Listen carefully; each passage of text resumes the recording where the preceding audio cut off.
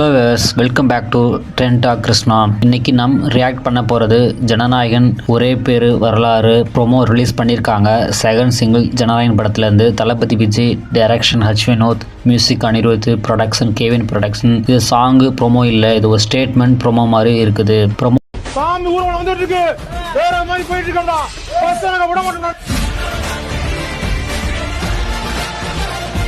Start ஆகும்போது second single ஒரு வெயிட்டாக இருக்குது. பேக்ரவுண்ட் மியூசிக் அனிருத் சிக்னேச்சர் ஸ்லோவாக பில்டப் ஆகுது.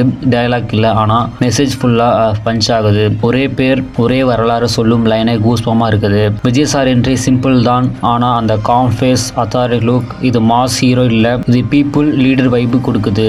கேமரா ஆங்கிள், வாக்கிங் ஸ்டைல் எல்லாமே பர்பஸோட தான் இருக்குது.